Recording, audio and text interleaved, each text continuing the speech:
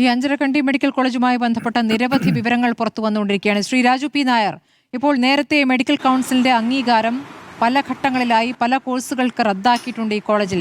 ഇവിടെ എഞ്ചിനീയറിംഗ് പഠിപ്പിക്കുന്നുണ്ടായിരുന്നു, ഇപ്പോൾ ഡെന്റൽ മാത്രമായി ചുരുങ്ങിയിരിക്കുകയാണ്. ബാക്കി എല്ലാ കോഴ്സുകളും അവിടെ നിന്നും റദ്ദാക്കിയിരിക്കുന്ന അവരുടെ അംഗീകാരം റദ്ദാക്കുകയാണ് ചെയ്തിരിക്കുന്നത്. അപ്പോൾ പലതരത്തിലും ചട്ടലംഘനങ്ങൾ നടത്തിക്കൊണ്ടാണ് ഈ കോളേജ് പ്രവർത്തിച്ചു വരുന്നത്.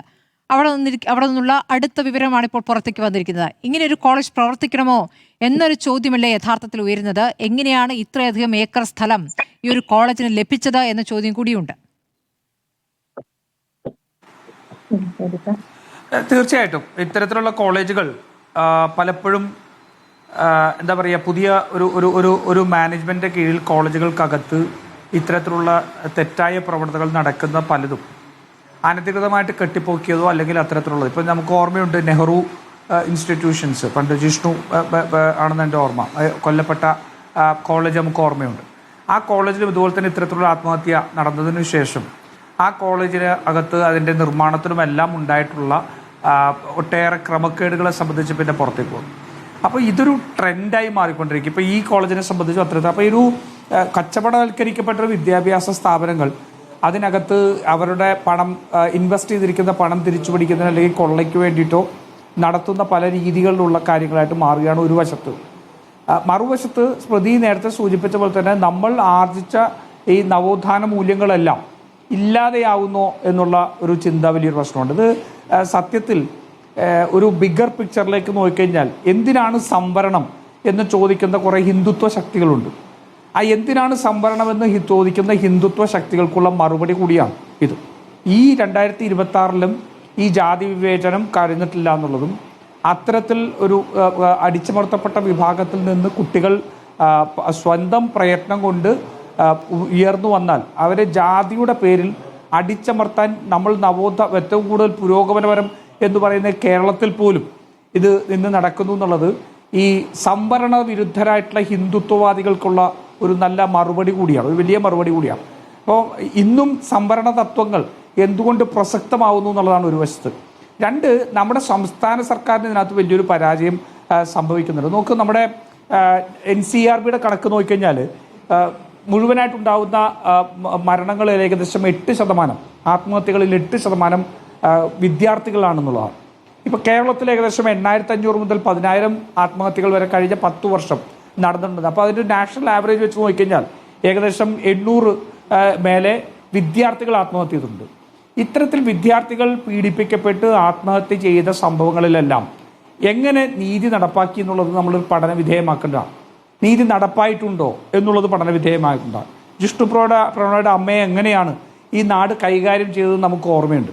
അതുപോലെ തന്നെ ആ ഇൻസ്റ്റിറ്റ്യൂഷൻ നെഹ്റു കോളേജിന് എന്ത് സംഭവിച്ചു, എന്തെങ്കിലും നഷ്ടം അവർക്കുണ്ടായോ, അവർക്ക് എന്തെങ്കിലും അതിന് ഉണ്ടായോ എന്നുള്ള കേസൊക്കെ എവിടെ എത്തി എന്നുള്ളത് സംബന്ധിച്ച് നമ്മൾ പരിശോധിക്കേണ്ടതായിട്ടുണ്ട്. അപ്പോൾ ഇത് വലിയ രീതിയിലൊരു സാമൂഹികവും അതുപോലെ തന്നെ ഭരണപരവും രാഷ്ട്രീയവും എല്ലാം ഉൾക്കൊള്ളുന്ന ഒരു പ്രശ്നമായിട്ട് ഇത് മാറിക്കൊണ്ടിരിക്കുകയാണ്. പലയിടത്തും ഇത്തരത്തിലുള്ള അക്രമികൾക്ക് വലിയ രീതിയിലുള്ള സംരക്ഷണം ലഭിക്കുന്നു. സ്മൃതി ചോദിച്ച പോലെ തന്നെ ഇവർ രണ്ടുപേര് ഉള്ളിൽ കുറ്റവാളികളായിരിക്കാം, പക്ഷെ കേരള പോലീസിന് കണ്ടെത്താൻ കഴിയാത്ത അത്ര വൈദഗ്ധ്യമുള്ള കുറ്റവാളികളാണ് എന്ന് നമ്മൾ ആരെങ്കിലും വിശ്വസിക്കുന്നുണ്ട്. ഒരു സ്ത്രീയും ഒരു അധ്യാപകനും 5 ദിവസമായിട്ട് കേരള പോലീസിന് കണ്ടെത്താൻ കഴിഞ്ഞിട്ടില്ല എന്ന് പറഞ്ഞാൽ അത് കണ്ടെത്താൻ കഴിയാത്തതാണ് എന്ന് വിശ്വസിക്കാൻ എനിക്ക് ബുദ്ധിമുട്ടുണ്ട്. കേരളത്തിലെ പോലീസിന് അത്രമാത്രം അവർക്ക് രാഷ്ട്രീയമായിട്ട് അവർക്ക് വേണം എന്ന് തോന്നുമ്പോൾ ചെയ്യാനും വേണ്ട എന്ന് തോന്നുമ്പോൾ ചെയ്യാതിരിക്കാനും. പത്മനാഭസ്വാമി ക്ഷേത്രത്തിൽ നിന്ന് ഒരു ഉരുളി പോയപ്പോൾ ഡൽഹിയിൽ നിന്ന് അതോ കണ്ടെടുത്ത് അതോ ഉത്തരാഖണ്ഡാണോ എന്ന് എനിക്ക് ഓർമ്മയില്ല, അവിടെ വെച്ച് ഒരു 24 മണിക്കൂറിൽ കണ്ടെത്തിയ കേരള പോലീസാണ്.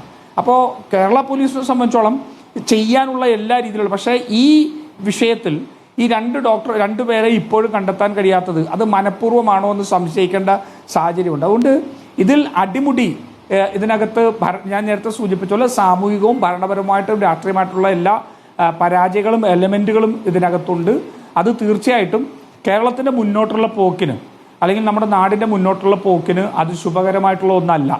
ഇത് സാമൂഹികമായിട്ട് വലിയൊരു ഡീടോക്സിഫിക്കേഷൻ നടത്തേണ്ട ഒരു കാലമാണ്. നമ്മുടെ സമൂഹ മാധ്യമങ്ങളിലൂടെയും എല്ലാം ഇത്തരത്തിലുള്ള ഈ തീവ്ര ഹിന്ദുത്വ അല്ലെങ്കിൽ വർഗീയത അല്ലെങ്കിൽ ജാതീയത പ്രചരിപ്പിക്കുന്ന രീതിയിലേക്ക് ഇന്ന് സമൂഹ മാധ്യമങ്ങളിൽ പോകുമ്പോൾ ഈ വയലൻസ് വളരെയധികം നോർമലൈസ് ചെയ്ത് പോയിക്കൊണ്ടിരിക്കുമ്പോൾ ഇതെല്ലാം ഫലപ്രദമായിട്ട് തടയുന്നതിന് പകരം അതിനെല്ലാം അവഗണിക്കുന്ന സമീപനമാണ് സർക്കാരുകൾ സ്വീകരിച്ചിട്ടുള്ളത്.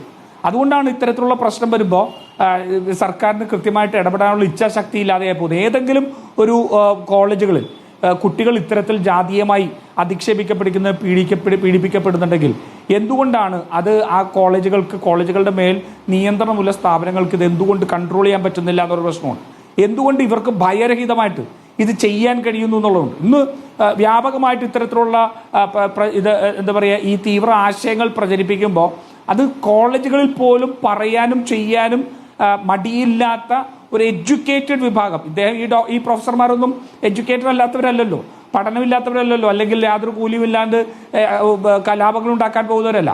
ഇത്രമാത്രം വലിയ വിദ്യാഭ്യാസപരമായ ഉന്നതിയിൽ നിൽക്കുന്നവർക്ക് പോലും ഇത്തരത്തിലുള്ള ചിന്തകൾ എങ്ങനെ ഉണ്ടാവുന്നു എന്നുള്ളതുൾപ്പെടെ നമ്മുടെ സമൂഹത്തിൽ ഉണ്ടായിട്ടുള്ള വലിയ മാറ്റമാണ്. ആ മാറ്റത്തെ കണ്ടുകൊണ്ട് അതിനെ ഡീടോക്സിഫൈ ചെയ്യാൻ അതുപോലെ തന്നെ ഒരു നടപടിയെടുക്കാനായിട്ട് നമ്മുടെ ഭരണകൂടങ്ങൾ തയ്യാറായില്ലെങ്കിൽ വലിയ രീതിയിൽ നമ്മുടെ കുട്ടികൾക്ക് ഇത്തരത്തിലുള്ള വിവേചനങ്ങൾ നേരിടേണ്ടി വരും. അവർക്ക് ജീവൻ നഷ്ടമാവും.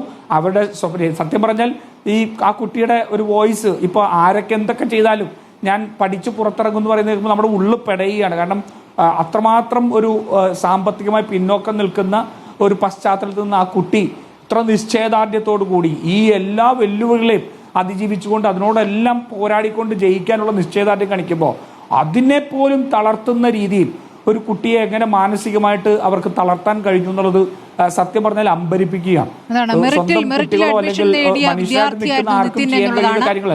നിതിന്റെ കുടുംബത്തിനുണ്ടായ നഷ്ടം അതിൽ എന്ത് നടപടിയെടുക്കുന്നു, ഇനിയെങ്കിലും അവർക്ക് ന്യായം നേടിക്കൊടുക്കാൻ എന്താണ് സർക്കാർ ചെയ്യുക എന്നുള്ളത് നമുക്ക് അറിയണം. ഡോക്ടർ